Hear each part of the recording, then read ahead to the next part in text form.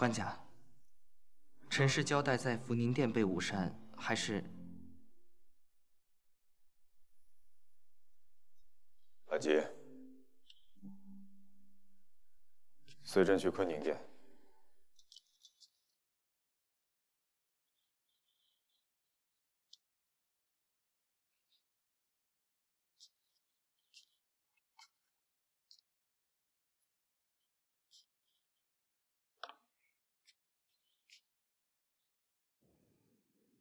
这只棺子，我从未用过。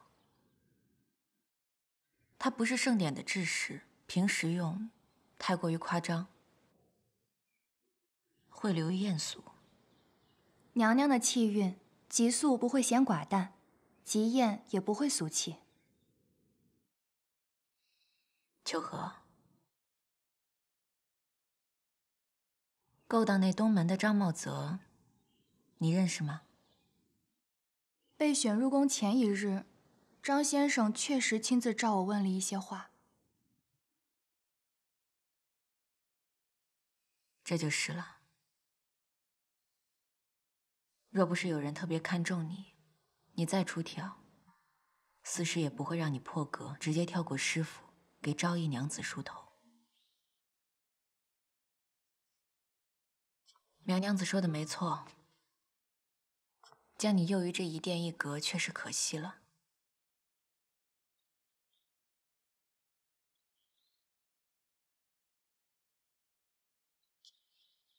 你现在便回去上福局，继续做点事。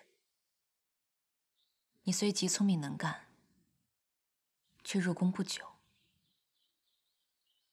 这里不同别处，不容有丝毫行差踏错。除了设计发饰、做发冠、面花，你还需要跟师傅学得甚多。升得太快，不是好事。娘娘说的，秋荷都记住了。官家到了。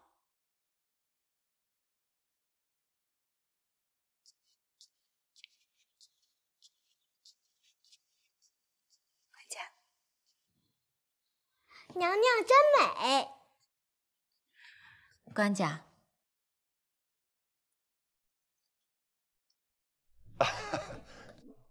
这么多年，竟从未见你这样装扮过。荷儿今日的打扮也与平日不同，难道你们都是背着朕偷偷的打扮？若非朕今日突然不告而来，竟没福气看到吗？快午膳了，官家便将就在这儿用膳吧。哎呀，今日不约而同的来坤宁殿打秋风，不知道皇后是不是只给青菜豆腐吃啊？怎地我也要拿出私房钱让厨房夹菜，中宫的面子还是要撑住的。那日回去，爹爹有没有责罚你？回公主，除了罚俸，没别的责罚了。罚俸？那你会没钱吃饭吗？不会的，公主。那糖也有的吃。公主放心，在宫中不会因没钱而饿肚子。况且我们平时也没有机会花钱。官家仁慈，3月俸禄是很轻的责罚了。那我就放心了。谢公主记挂。哎呀，你怎么这样啰嗦？你又不是没帮过我，我哪像你这样谢来谢去的。你要笑我的话，不如给我讲讲班婕妤是谁，张飞亚又是谁？公主听的闲言故事里没有他吗？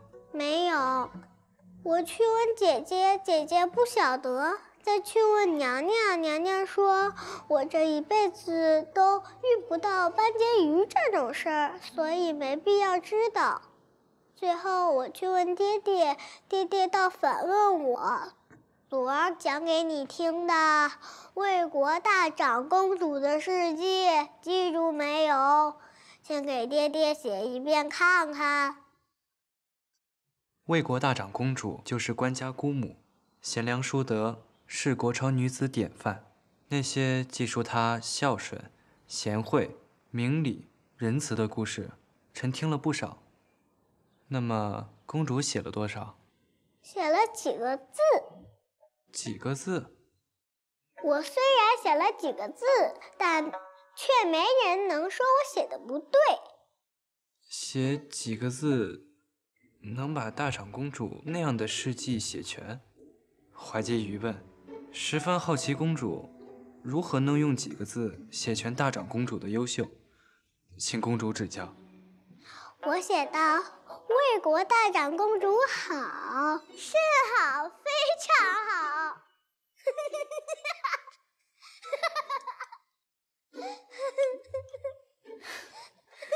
这孩子是该好好教他规矩了。慧柔聪明明理，在外从来不失礼，只是活泼些，倒也没什么不好。活泼是没什么不好，可是这孩子倔，现在又有官家和娘娘宠着他，我便要一辈子宠着他，让他永远如此开心，开怀大笑。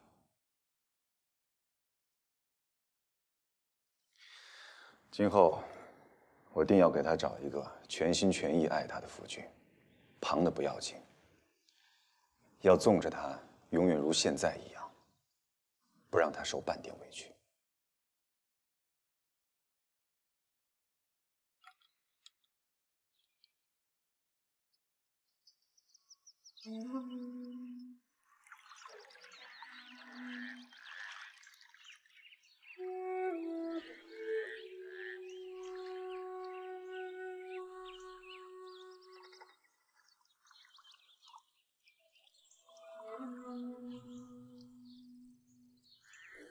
怀婕，你立刻去见富弼，告诉他，准备出使大辽，也只能让他亲自跑一趟了。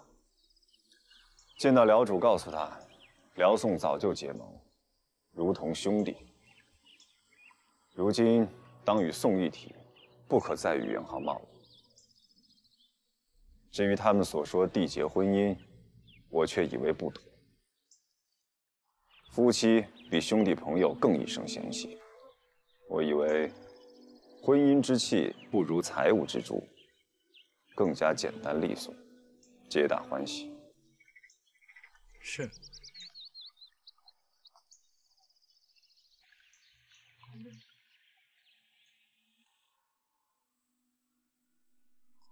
宝元年间，宋齐首度提出国朝三冗：冗官、冗兵、冗僧。我朝虽粮产、矿产、商贸种种收入皆备于汉唐，却因这三冗国家用度左支右绌。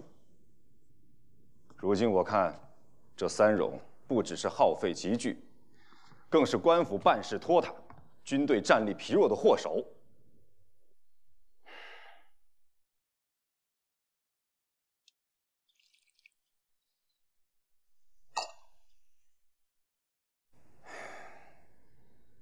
让三司上一份去年所有陕西养禁军、湘军、战时粮草、战后抚恤的开支。先是1月余，毫无回应，再三追问，杜之推与户部。户部写了1000多字的札子，说是杜之之责。再过2月，朕想见的依旧没有只字片语，呈上来的竟是杜之、户部、兵部乃至工部之间互相指责对方拖沓的札子。先帝大中祥符年间，文武官员总数近万，而今已增至15000余名。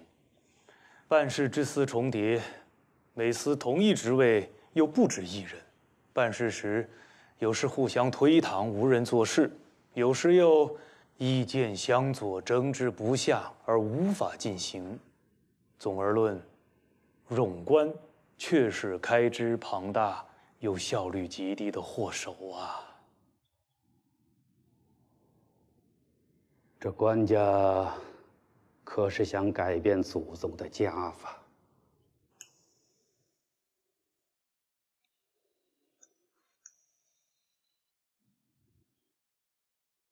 臣风烛残年，所剩时日不多，对官家不敢虚言，不敢隐瞒。这建国之初，太祖曾以中堂时藩镇专权乱政为鉴，认为必须限制地方的权力，如果直接加以剥夺，恐怕会引起反抗和怨恨。所以太祖权衡再三，制定出了增加办事环节、增加官职的方法加以制衡。这样呢，虽然增加了一些费用，但是从根本上杜绝了任何地方造反乱国的可能啊！这书中抒情，请官家明鉴呐。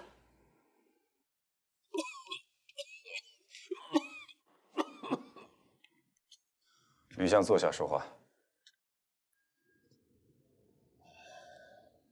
这荣兵更是如此啊！这太祖曾言道：“可以立百代者为养兵也。方凶年积岁，有叛民而无叛兵。所以本朝每逢灾年，便招募灾民入伍，就是为了防止他们铤而走险呐。”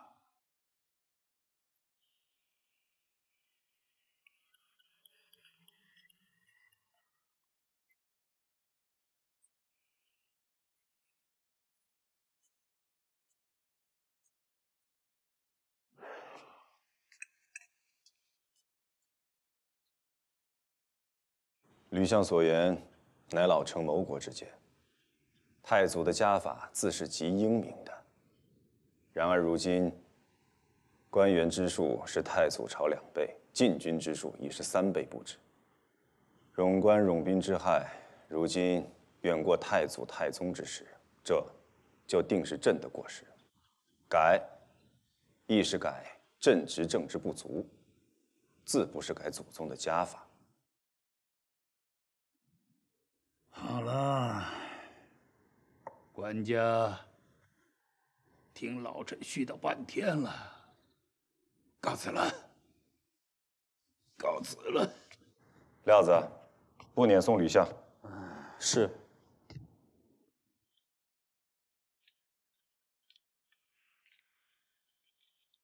哎，慧柔送去辽，他就舍不得；月儿被人诅咒害死，他就不闻不问了。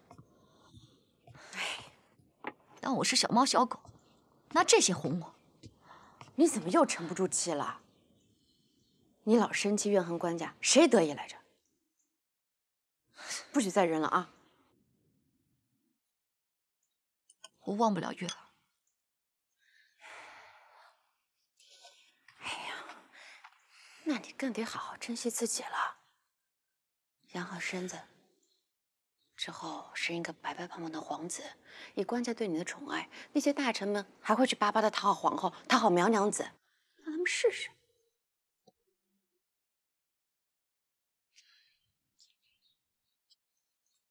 哦，对了，这几天宫里啊都在传夏书相家的新鲜事，说夏夫人四处说他贪贿养小妾，还不解气，居然把他的罪状一一列了出来，送到了官府。现在啊，夏书相的娘跟他的岳母，居然在夫人们的聚会中，互相咒骂对方没有教育好孩子。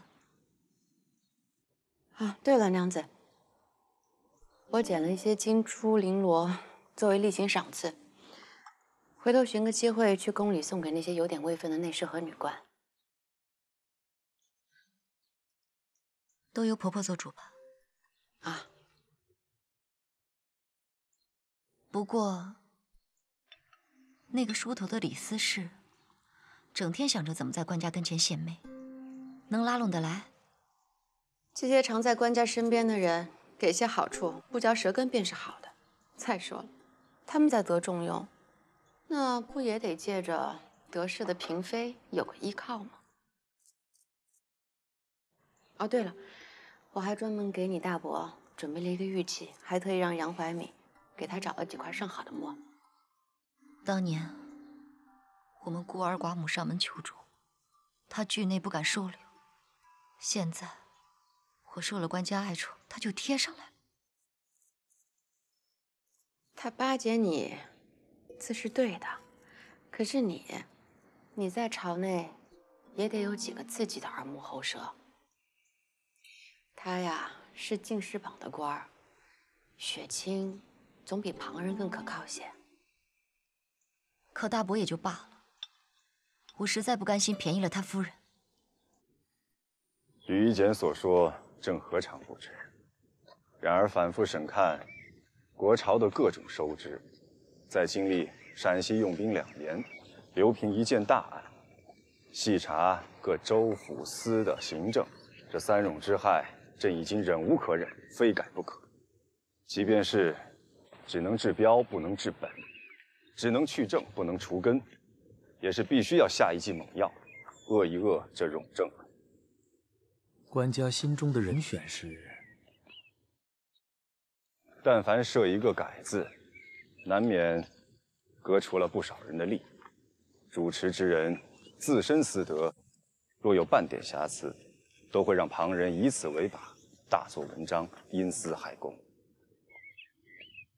而本朝第一大节无亏，私德无瑕，宫中清白之人，除了范仲淹，还能有谁？确实并无第2人选。复辟与辽的谈判进展顺利，辽主已答应以增币10万来交换辽与元昊的断交施压。元昊断了与辽的贸易，下诸州无法再以皮毛山盐换取生活之需。支持明年，陕西边境便可恢复安定，再开榷场，我们便可专注治辱了。若是官家再把这3冗之政治了，自可充实苍陵，创出国朝的文景之治啊！难道武儿能如汉武，有一日开疆扩土，张国业毕？孟夫子说，天下人向往不爱杀人、不爱打仗的皇帝。若真是人君，天下百姓自然就纷纷归顺，奉祀人君了。可惜，那只是夫子的梦。倒是辽，数十年，从彪悍好战到见习汉俗、学耕种、喜安逸的变化，让朕觉得，若有一日我中原的珍馐美酒、绫罗丝绸，能让四周彪悍蛮夷不知不觉从马背上下来，且再也不愿上去颠簸，那才是万事安宁的时候。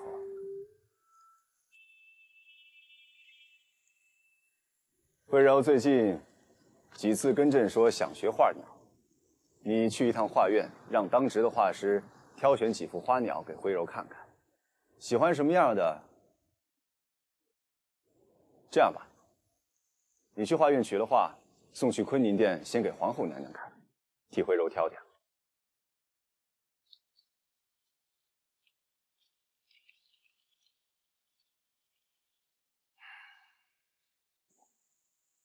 有件闲事，朕本不该过问，但如今闹得宫禁之中的女眷都在传了。夏总的夫人到底是怎么回事？写状子告夫君走私贪贿，臣亦不太清楚具体究竟。据说，这份状子上所谓的走私贪贿，是查无实证的。左不过这妇人拈酸吃醋，这夏夫人又太过于狭隘彪悍，才会闹成这个样子。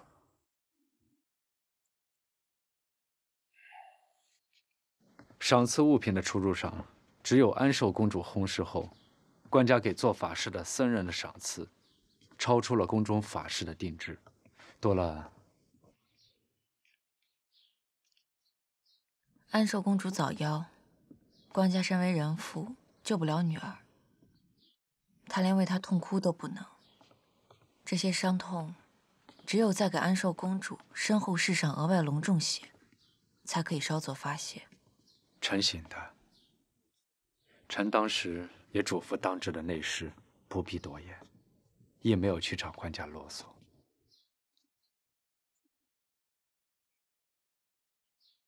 娘娘，若是没有其他交代，臣便告退了。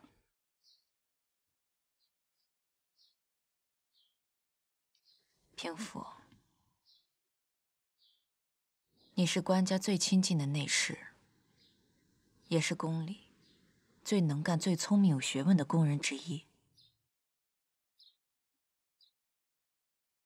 自我入宫以来，你对我更是帮助许多，我十分感激。但是，娘娘，臣所做的一切，都是臣认为应该做、必须做的，是为人臣的职责。包括亲自提拔秋禾。秋禾的品性资质、做事能力，对得起任何破格提拔。看来我让他回上服局，是压制他了。娘娘有娘娘的判断和决定，臣不知娘娘的想法，亦从未事先去揣测探问。臣如何做，只是照着臣心中的准则，做臣认定该做的事。娘娘的决定，自然比臣要英明，所以娘娘已经决定的事，臣只有遵行。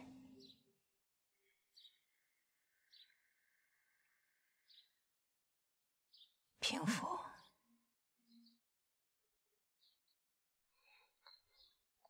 你的心意，我何尝不知？我也不想说那么多圣贤的道理来矫情。只是你也知道的，我心中万分想要的，靠算计，根本算计不来。我们何必？臣何能与娘娘一起揉一个满子？官家娘娘乃这世上至正至纯大智慧之人，至于臣，无论是替官家打理皇城寺的事务，还是替娘娘做臣认定该做的事，臣都是自以为作为内臣的本分。若是官家或者娘娘觉得臣越了界限，处置了臣，臣也毫无怨言。娘娘，娘娘，官家叫怀吉带了些花鸟画过来，请娘娘替福康公主过过目。官家，你突然过来，怎么也不让人先说一声？现在只能凑合给你煮碗酱面条吃了。你好生歇着，让他们进来伺候。你好不容易才过来一趟，我可不想让那不相干的人在跟前碍眼。我不是3日前刚刚来过吗？3日前你坐了半个时辰就走了，而且3日以前又怎么够？你现在怀着孩子，不能劳累，陪我说说话就好。我这回不觉得难受了。定是月儿在天上保佑着我，保佑着弟弟妹妹。这回一定要顺顺利利，不管皇儿皇女，健健康康就好。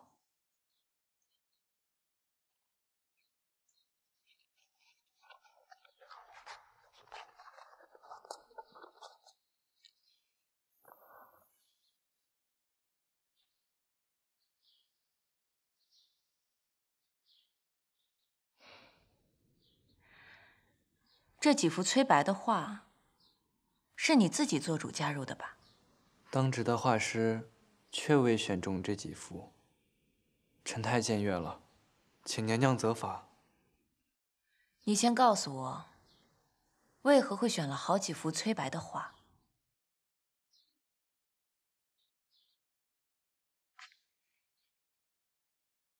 先以这幅为例，说说你看中了哪里吧。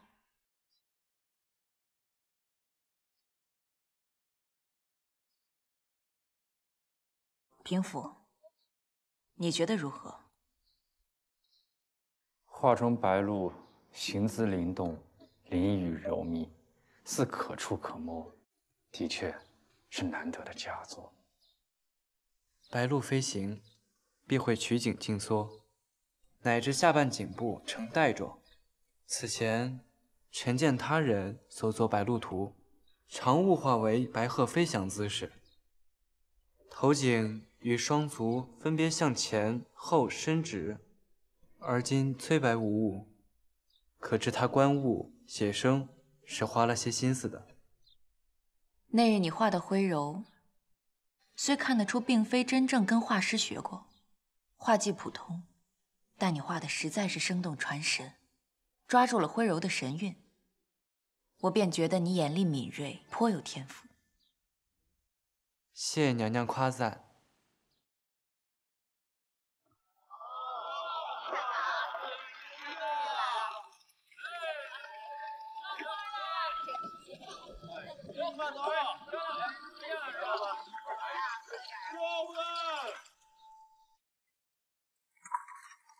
娘子，公主。才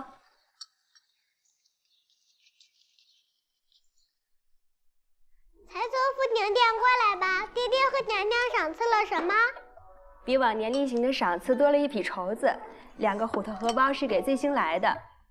娘娘还赏赐了我们2个一人一个5色珠结成的香荷包，里面分别是金丝和银丝编的彩绉，一人一柄花扇。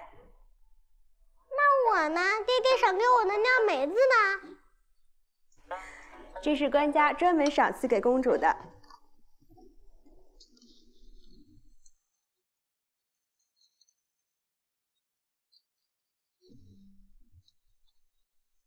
怀吉到了，怀吉快来，正好有东西要给你。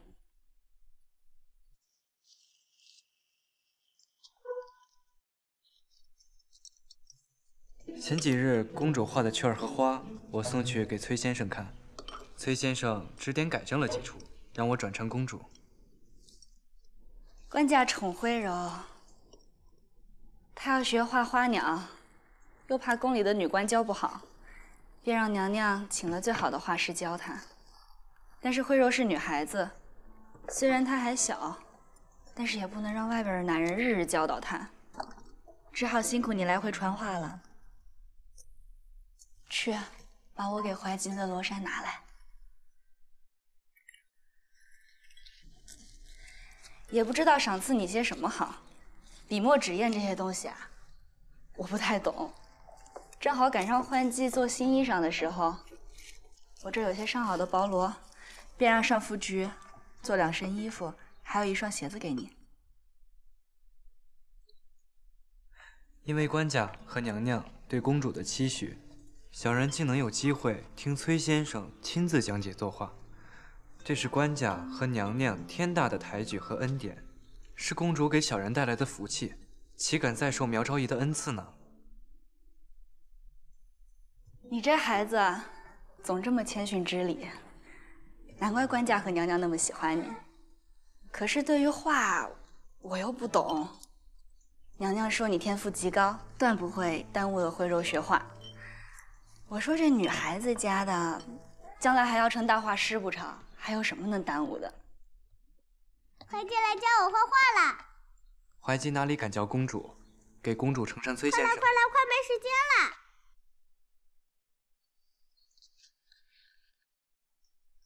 把这个拿起来。怀吉，你得帮我。公主今日若是必须抄书，那么画儿便可明日再画。小人正好回去，将崔先生所说所有墨迹一遍，整理成文，再转述给公主时，也更清晰些。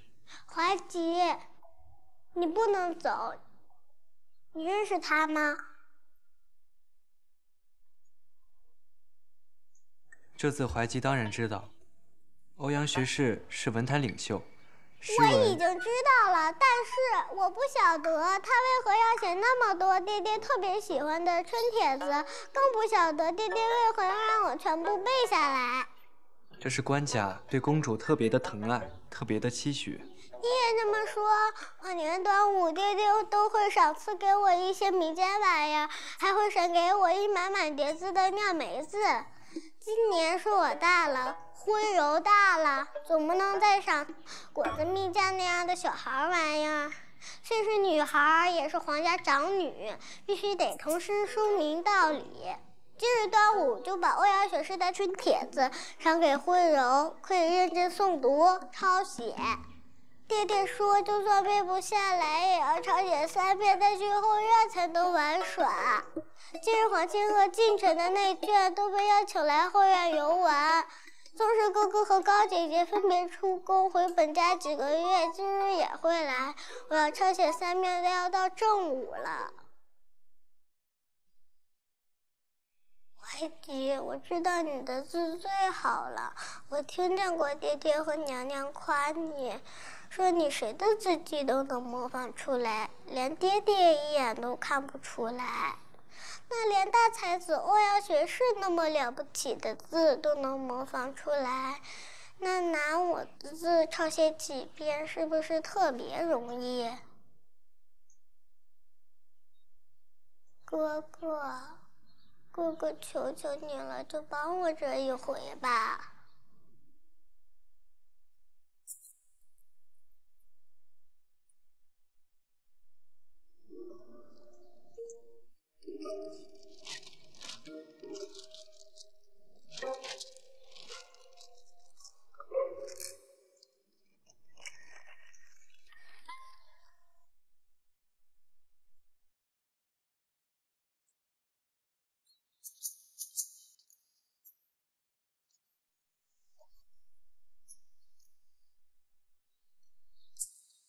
此事关乎朝廷体面，怎可容后再说？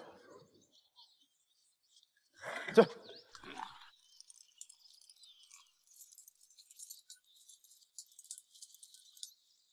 那几个谏官对下属相咬住不放，一定要见陛下，说宰执之臣归门不睦，闹到了成为邸报新闻、东京街头人人谈论的地步，有损朝廷脸面，坏了朝臣名声。知道了，先下去吧。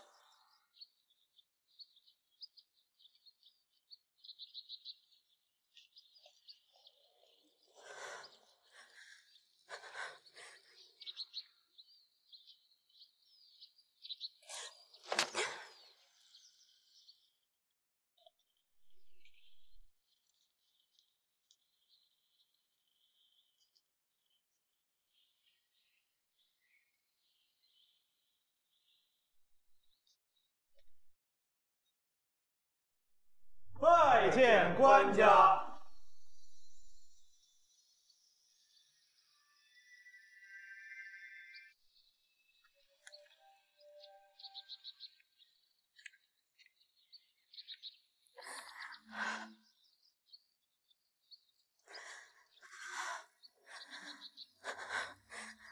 你宠他，你宠他就宠他吧，你还要摆酒纳他。活该你母老虎要疯成这样，你活该你！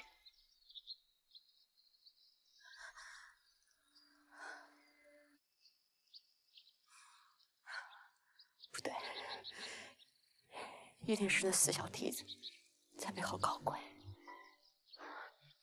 这死丫头，看我怎么好好收拾她！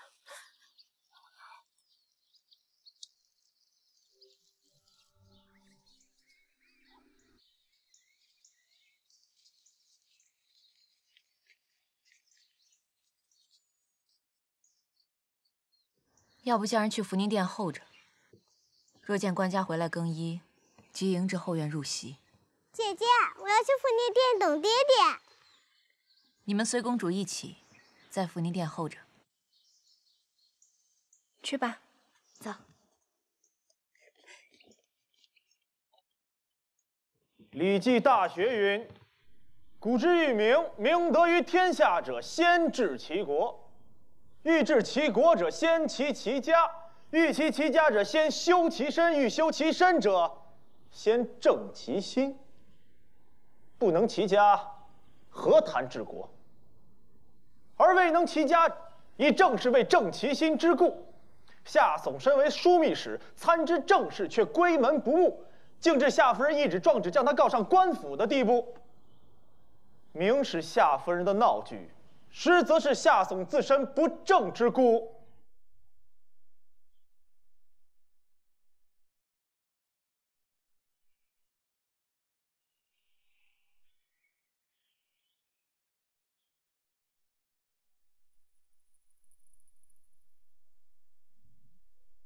官家，官家，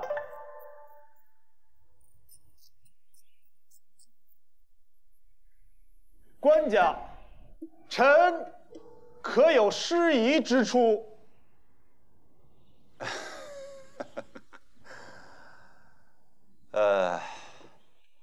朕听说，卿因这髯须被人称作美髯公。方才突然好奇，卿每日照料这髯须，怕是要花费不少功夫吧？那卿每日就寝时，这髯须是置于锦被内，还是留在锦被外呢？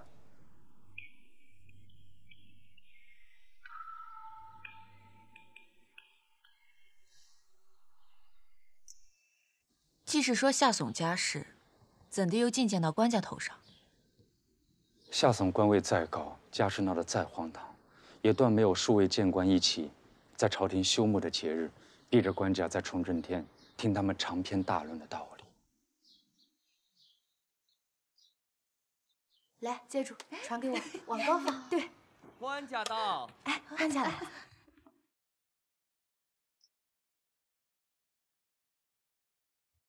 爹爹，快去清理私事来。爹爹为何此时梳头？哎呀，适才，几个谏官一直对着我子曰诗云，我想早走，便笑着对他们说：“众卿之意，朕已知晓，容节后再议。”不想刚一转身，还没迈步，便被于禁一把拽住了袖子，直说臣还没说到关键处，我便回去一直听他们讲完。也不知是谁，身上异味甚重，天气又这么热，哎，熏得我头疼脑热的，头皮发麻。必要梳梳头，清醒清醒，一会儿宫宴上免得失礼。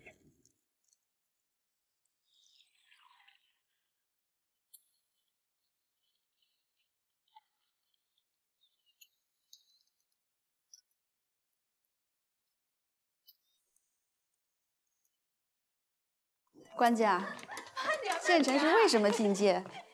什么话这么长，半天说不完。公主吃个这个吧。没什么，你们不必知道。公主吃慢点。他们的话一定写在这个上面，官家赐我们看看吧。哎，我先看。哎，别抢！哎，别抢！抢坏了！别抢！我们请公主宣读吧。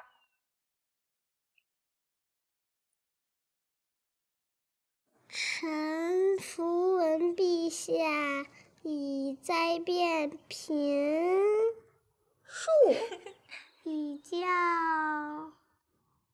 爹爹，这个字我不会。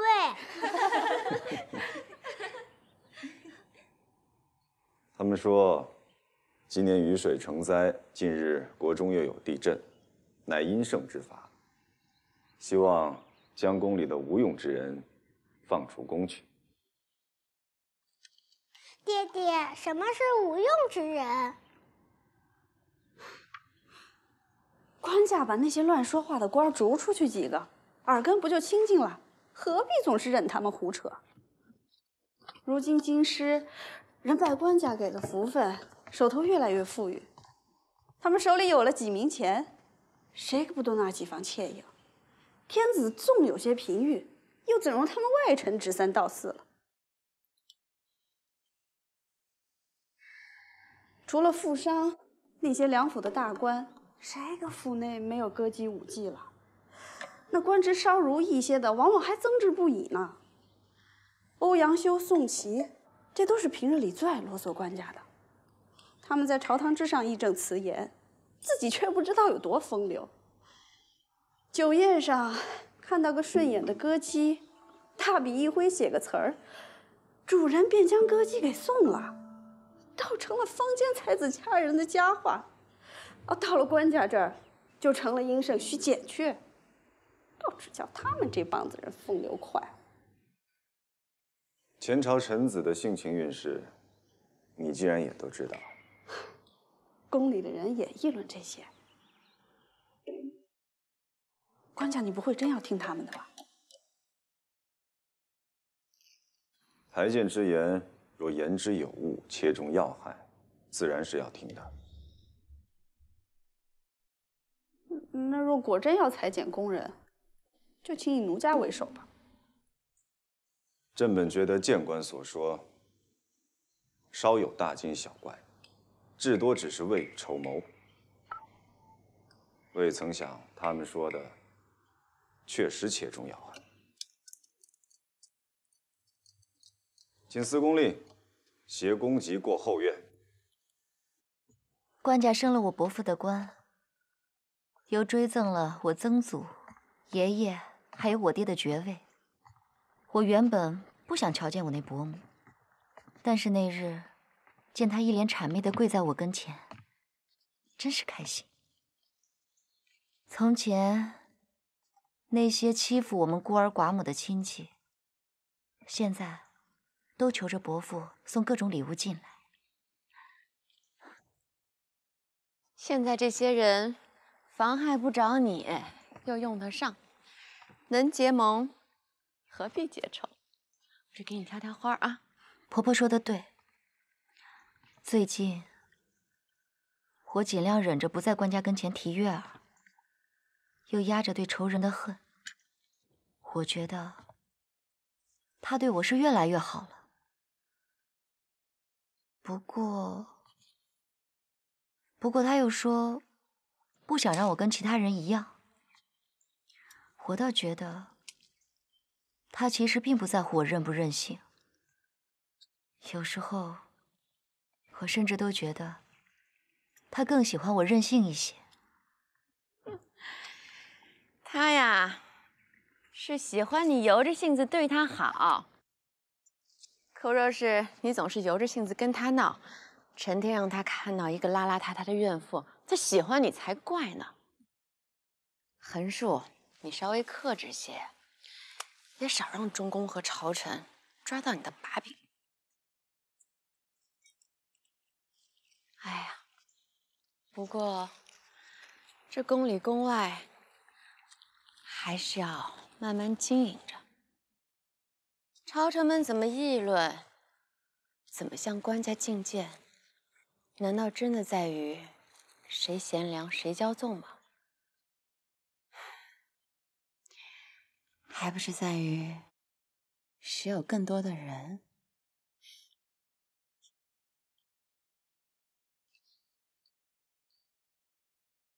准备开宴。且慢，开宴暂且延后。皇后，先让司公令奉上公祭名册。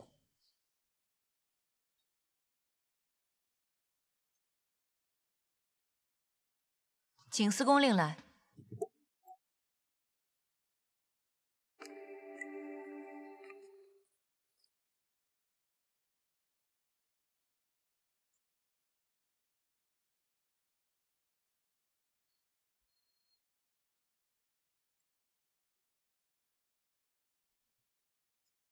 取笔来。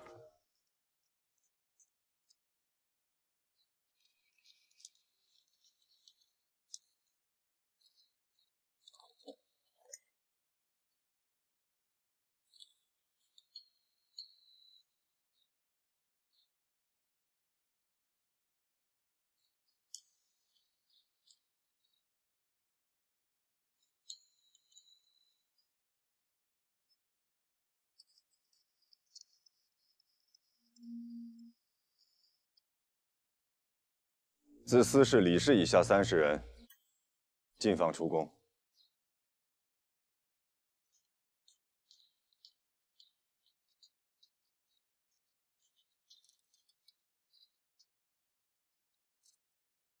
皇姑母，您可知宴席延迟的情由？侄媳听闻，是谏官进谏，劝官家裁减工人。官家立刻便裁减了30人，静等他们离宫才可开宴。这为何要这么急呢？你当官家只是因为裁减工人的一件小事，而延迟着皇亲欢聚一堂的私宴？这被官家勒令即可出宫的工人，他妄图妖言诱惑官家，不听谏官之言，这绝不止闲言碎语的多嘴，这就是进谗。那工人挑拨官家不信谏臣，官家便立刻纳谏，延迟着盛宴，这是官家让所有的宫嫔内眷们警醒啊！宫中女子的言行是普天之下女子的榜样，榜样若有1分差池，到了宫墙之外就成了10分，再到了民间乡野就成了100分。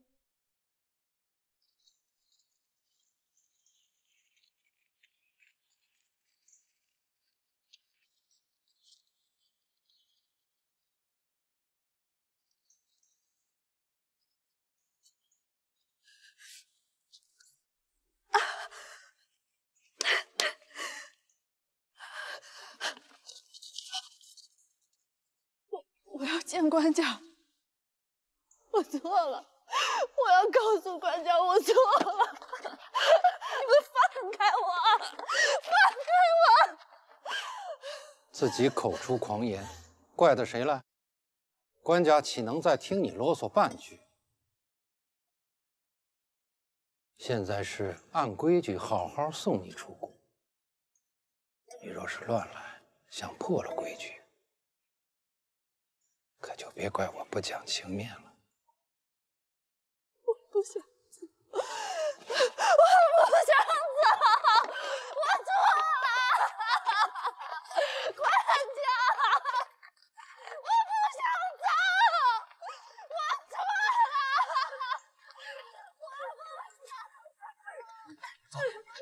这个女子仗着官家用惯了她梳头，痴心妄想，想让官家对她另眼相待，自欺欺辱。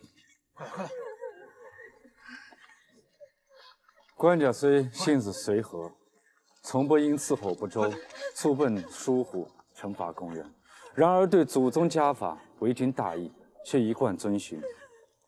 若是碰了这条线半分，任是谁也绝不姑息留情。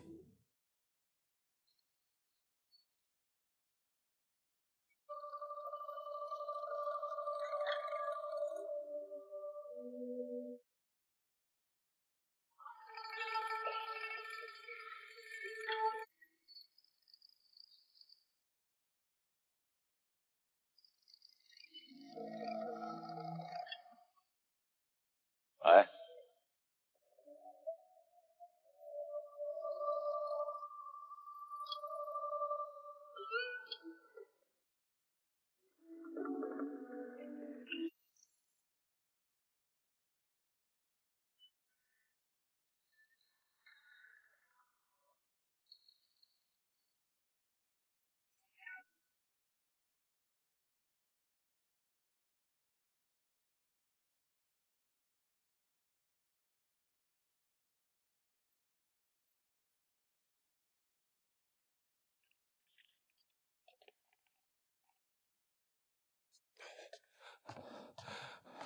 主人，宫里的消息，这回官家要来真的了。慌什么慌？天塌不下来。我就是几个谏官跟官家啰嗦了几句嘛。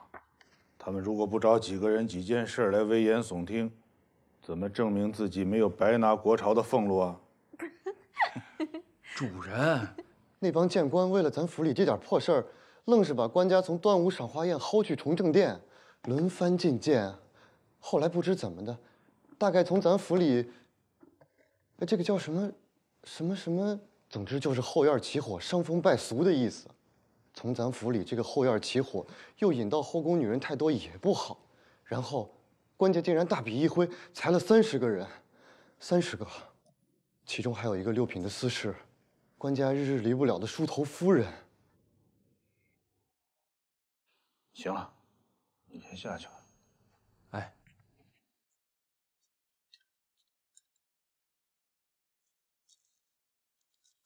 慧儿，很长时间没有听你唱曲了，您说什么？唱曲啊！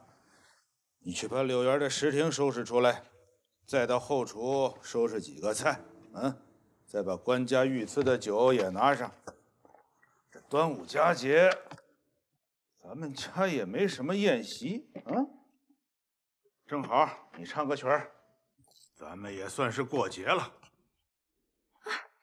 我的爷呀，这都不是急疯了。如今除了梳头夫人，内外皆知，官家对谏臣之言的重视是极好的。可是日后，谁为官家梳头呢？上福局不是还有一位陈司事？陈司事的妆品制的倒是好，可惜不会导引术。梳的发饰嘛，也不见家。陈司事的年纪确实大了些。给我梳头的丫头倒是不错，会导引术，梳得又好，手脚又轻，梳完头发都不会掉几根。就是官家见过的许静奴，今年16岁了。我知道，她做事倒是挺得体的。官家，娘娘，臣妾也有一人想要推荐。我知道和儿在这些事上是极随和的。我记得你没有专门指定哪位女官给你梳头吧？臣妾确实没有专门指定过。想想，若是有手法极好、对妆容有独到眼光的女官，臣妾亦不敢独拔。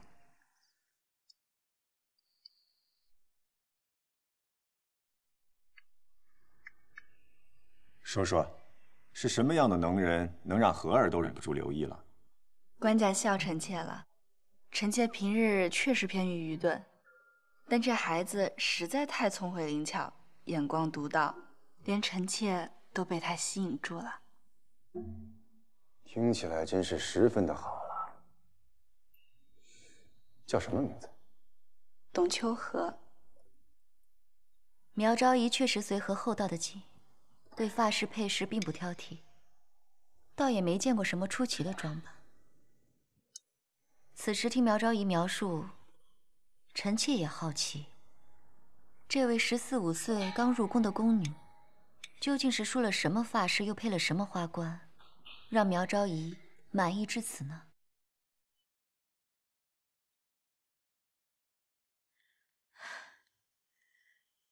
臣妾忽然想起来了，苗昭仪推荐的这个女孩子，臣妾也是见过的。而她梳的发饰，官家倒也见过。哦，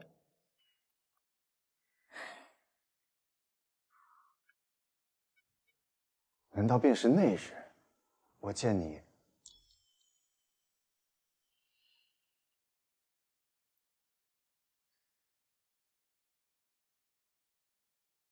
官家，李司事离了宫，苗昭仪和张美人推荐的女官都不错。许静奴机灵活泼，董秋荷斯文沉静，做的发饰各有好处。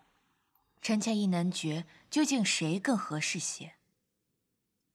官家意下如何呢？让这2人均做准备。随后2个月，董秋荷给苗娘子梳头，许静奴给张娘子梳头。其他娘子若有推荐，亦可明日跟皇后讲，同那2人一样。七夕那一天，朕看谁给娘子梳的头好，便选谁做朕的梳头夫人。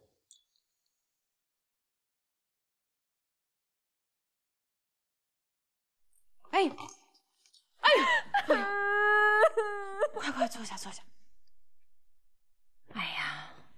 这是怎的了啊？哎呀，啊，不哭不哭不哭！哎呦，不就是官家没有当场应承下来，让那许丫头做梳头夫人吗？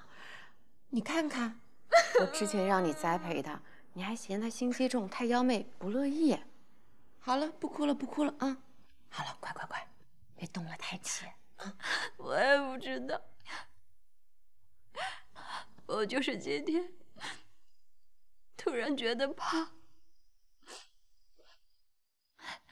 婆婆，以前我总是觉得他在我身边，我就一切都安心了。但是今日我就有些怕他。关键今日驱逐李思氏，不止你一人害怕，我看整个后宫人人都不安。哎呀，要我说呀，那个女人赶走最好，真是想着勾引官家，飞上枝头。好了，不哭了啊！我也讨厌他，只是官家一向心软，突然雷霆手段，定是让人不安。可是你想想，官家若是真是对谁都好心儿，那还不让下人都蹬鼻子上脸？日后这国家可怎么管？可是，哎呀，他也就是对你都是好心儿，那是因为他疼你、爱你。真的吗？哎呦，你呀，就是太实诚了。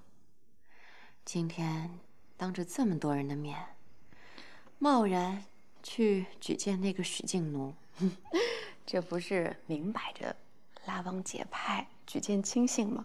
关键就是想答应你，也不能直接答应。都怪那个李思氏，突然间就空出个这么要紧的位置，又长着每位娘子离不了的务实，又是皇上离不了的梳头夫人。我就想着，婆婆让我平时也拉拢些人，就……再说，也怕被那怡凤阁的人占了去。你看，她确实是有那个想法的，是我太鲁莽了。都是同样的事，但是我先说，就显得我太心急了。无妨，无妨。官家不是说了吗？等七夕，让各自举荐的女官为娘子梳头，到时候谁梳得好，便用谁来代替李思氏。莫说那许丫头确实很有些本事，就冲这发髻发冠，是在你这张脸上就已经占足了胜算。你想想啊，从你开始跳舞，到后来成为官家的娘子，但只有你出现的地方，管她大宴小宴，有哪个女子比你更引人注目的？官家今天提这个想法，听起来是不偏不倚，可是呢，却早已经把胜算塞到了你的手上。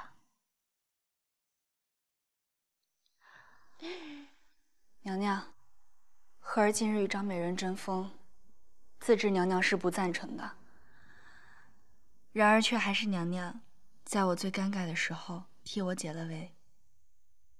你这性情，从不同人争胜，自不善此道。今儿又是何苦呢？他嚣张跋扈、霸道，看不起我，我都能忍，亦不嫉妒。然而他认定了安寿公主之妖是受人诅咒，而这个人就是徽柔。他已将徽柔视为杀女仇人，必将处处针对徽柔，对徽柔不利。我也是迫不得已。那又如何呢？从此同他争风吃醋斗高低？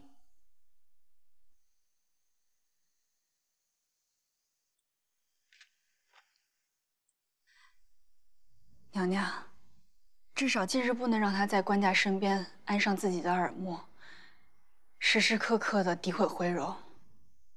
娘娘也知道，荷儿只想安安静静的在娘娘身边听娘娘教导，陪在官家身边一辈子，再看着徽柔和最新来长大成人，慧柔能够有一个好的婆家，最兴来能够有出息。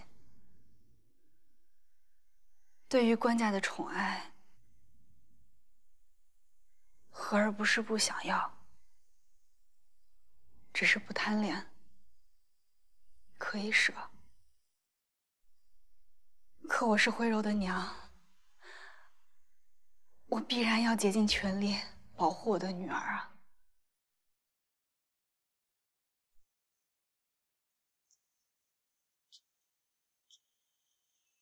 起来。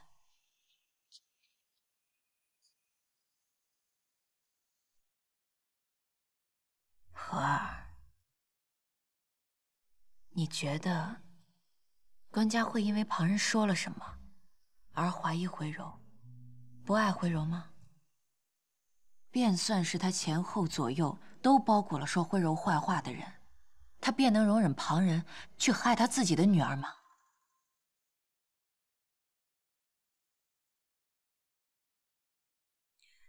娘娘，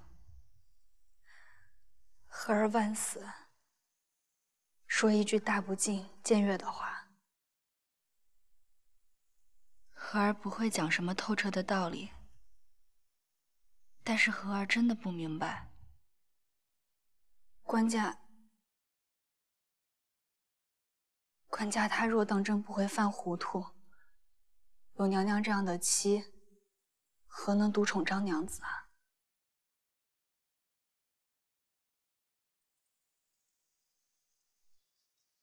华姬，你也跟着我听了一段时间的群臣奏议了，尤其是言官进谏也听了不少。我问你，你觉得那些谏官说的都对吗？或是说几分对，几分是不对？我要听你的真心话。小人不懂朝政，但有时大臣们说到了地方上的事务，譬如民心民俗，譬如商贩店铺，小人以为大臣们有时也是想当然了。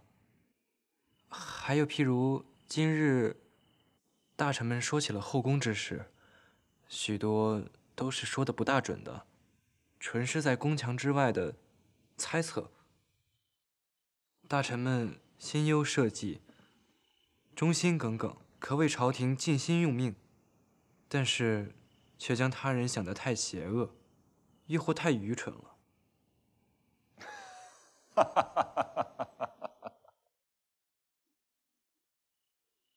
谏院的100份札子之中，只有2、3份是忧国重肯、针砭时弊，又提出可行的改革之法的忠言良药。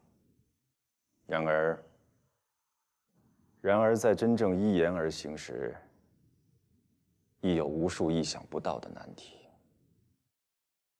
100之23，其余的大约30份是为了应付差事，根本不值一看的废话；30份是看似忠烈耿直的空话；20份是确实忧国忧民，但是心胸眼界有限，只见一叶不见森林的偏颇之言；16、17份所弹劾之恶虽实，而所提之解决方法却是何不食肉糜的纸上谈兵，或者是另有所图的借题发挥。便说今日的建议，他们说天变灾祸是后宫无用女子过多所致。若说谁说的更近事实，是他们说的后宫女子导致天变，还是梳头夫人所说的外间大臣多有蓄养歌姬的风流习惯？但是我尊谏官而歌梳头夫人，为的不是他们所说内容的对或者错，而是星辰有轨道，万物有定轨，而百官无论前朝后宫，亦有各自的当做与不当做。谏官做的是分内当为之事，至于所说对错，所见可用不可用，那是梁府三司朕的衡量判断，而梳头夫人则做了不当做之事，乱了章法，更不要说还给朕找理由，诱惑朕不受百官万民的约束了。官家是求他们来约束。任何一人，再聪明再仁慈，因为有情有欲，若无任何约束，终将因情生痴，因欲生贪，甚至因人而放松了规矩礼仪。常人如此是毁一人，国君如此是祸一国。可是，他们若说的不对，9成无用，为何要有这样的约束？言官的意义，上管军，下管臣，可封文而奏事，万事皆可奏。怀瑾，你说，言官论治理河道，能比治理了30年河道的官员精通？论税收之弊，能比三司杜支了解的全面透彻？论治国，能比我这个从2、3岁便被太后栽培，从8岁便听梁府三司的宰制辩论，于高处看了30年的官家，更懂得为君之道？不会的。大多时候他们做不到。他们存在的意义，就是要让所有这做事之人头上悬着一把剑，身周睁着无数眼，于是时刻警醒，不敢渎职，不敢懈怠。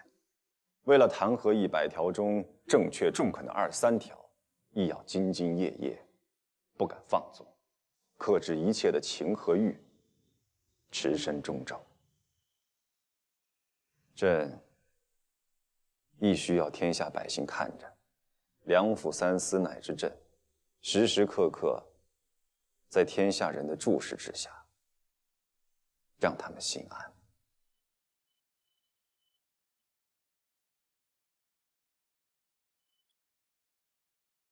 怀瑾能受官家这份教导，实是觉得进了宫也很幸运。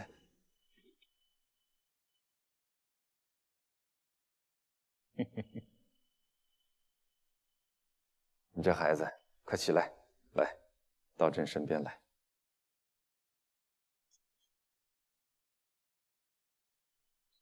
朕亲自教你，是有私心的。你极聪明又极干净，朕想将你留给朕的罪行来。官家要臣去仪凤阁，去伺候小皇子吗？是，也不是。他身边绝不缺一个伺候他的人。前朝大臣再才华横溢，是为国的，然而朕想给他一个慈悲而又聪明的伴儿，心向着他，将一生辅助他做个好国君。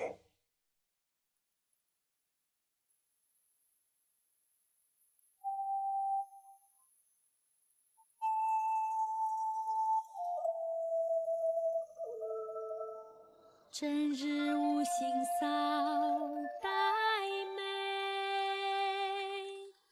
临行抽剑里正义，尊前只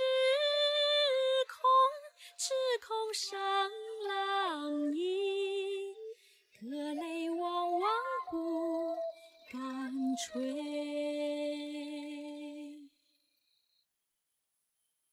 听报马，朋友知，相争相劝人分离，不如应待奴先罪，图得不知郎去世。听报马，朋友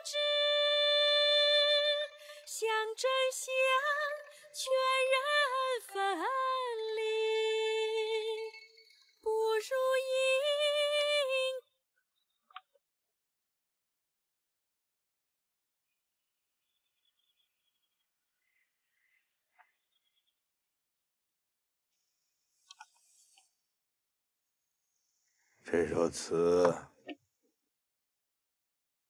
你没听你姑姑唱过？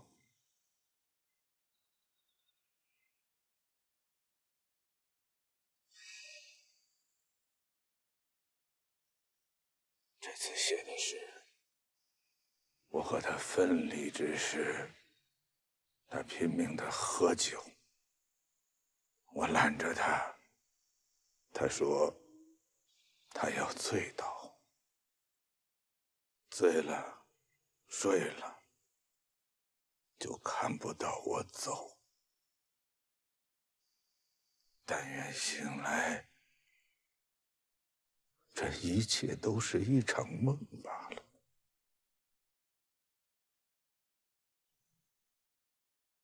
他不要分别时那撕心裂肺的。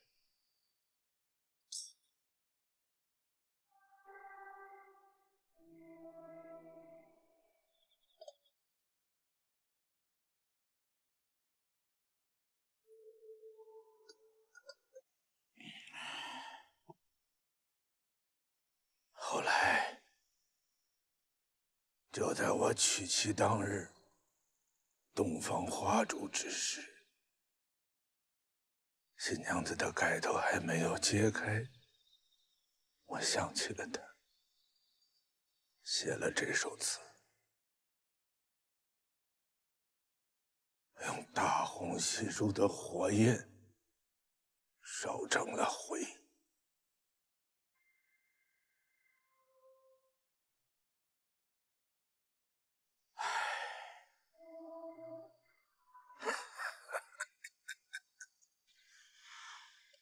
多少年了？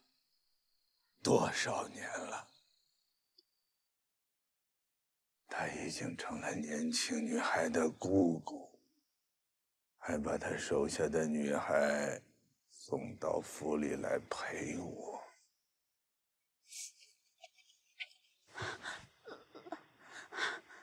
夏爷知道我是姑姑的。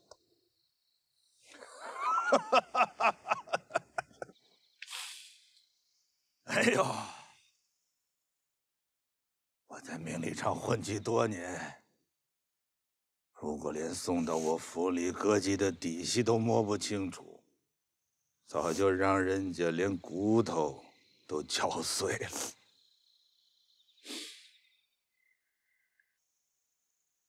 更何况，你的一举一动多少都有点他年轻时的样子。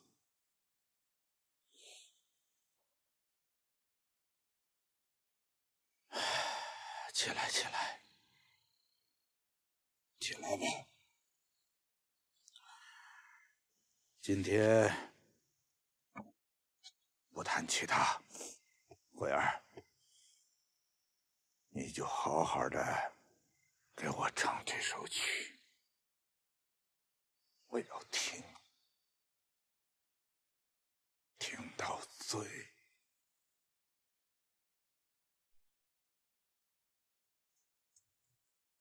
也不知是怎的，这2年对娘娘反而比对官家更亲近些了。能同娘娘说的话，也不敢同官家讲了。荷儿，世上能守着本心、始终如一的人，若有，也一定是凤毛麟角。走着走着就变了，向着山走，结果入了林；向着海走，却可能进了沙洲。这也是难免的。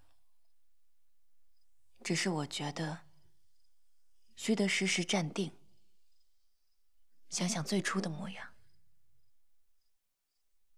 那便不至于偏离得太远。亦不至于反而伤了想护着的人，更不要让自己变成曾经最不喜欢的样子。娘娘始终是信官家，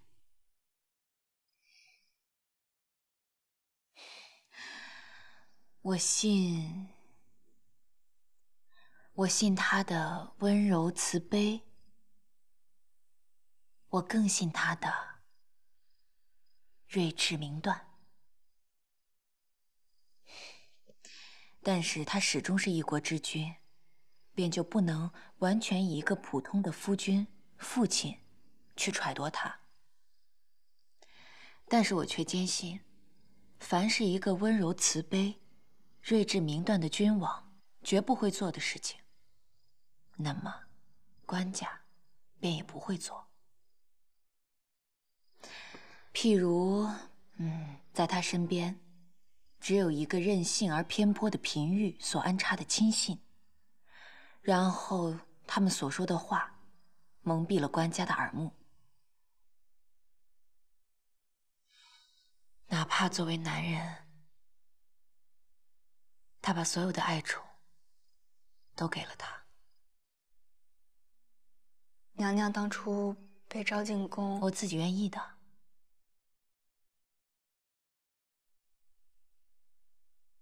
那是我这一生最欢喜的一段时间，就是期待着做他的妻子的那段时日。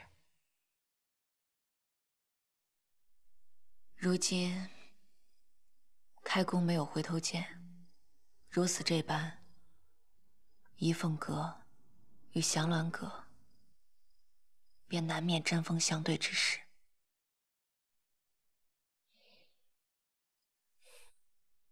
荷儿，只是我希望日后，若是你还是觉得愤怒不甘，或者伤心委屈，一定要记得，国有国法，公有公规。莫说我在一日，就会让这后宫有纲纪，官家心中亦有把持。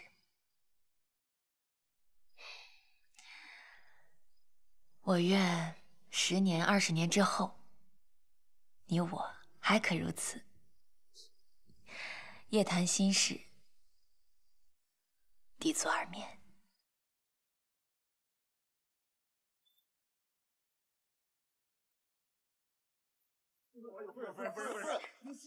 吓死我！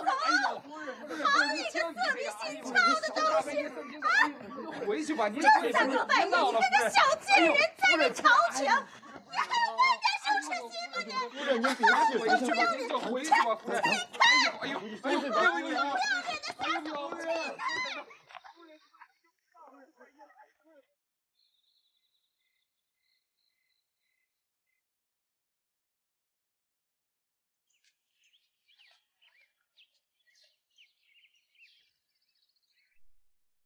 官家，臣的私事原本不该闹到朝廷枢密使被夫人暴打，伤在脸上10余日不能恢复的地步，还有什么改不改？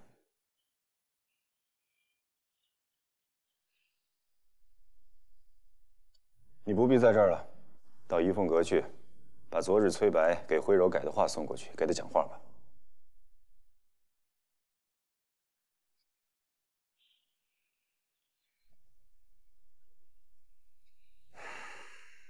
市井朝堂乃至后宫皆纷纷议论，你一手给旧情人做的鹧鸪天、街头巷尾、深宅宫廷的传唱，朕想不听，也早就钻到耳朵里了。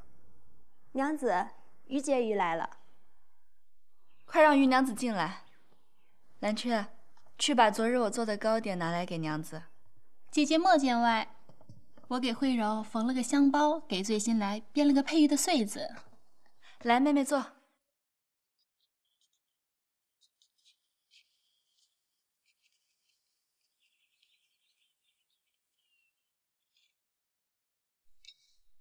尝一块。好。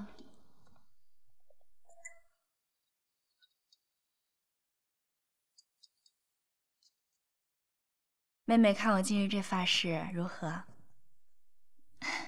我跟姐姐这些年最亲密，没什么可隐瞒的。说实话，过来也是为了跟姐姐商量此事。我虽也推荐了顾采儿参加私事竞争，可自是她远不如秋荷与许静奴。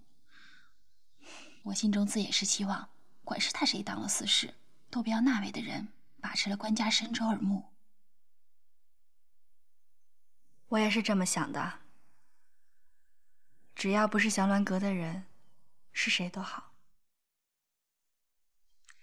姐姐，请恕我直言，秋荷这发样，梳的自然是好，就是配的这个，素了点儿，没有让人眼前一亮的首饰装点。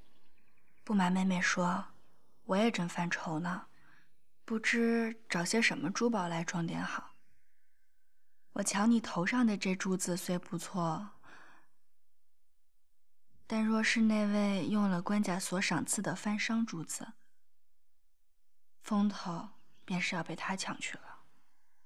倒不如去找一些上好的翡翠、玳瑁，还有象牙之类的，私下让内司访求成色上佳的买下，到时再做成官子带出去，未必能输他的主观。我对秋荷的眼光和手艺是极相信的，那许静奴毕竟俗气，官家未必会喜欢。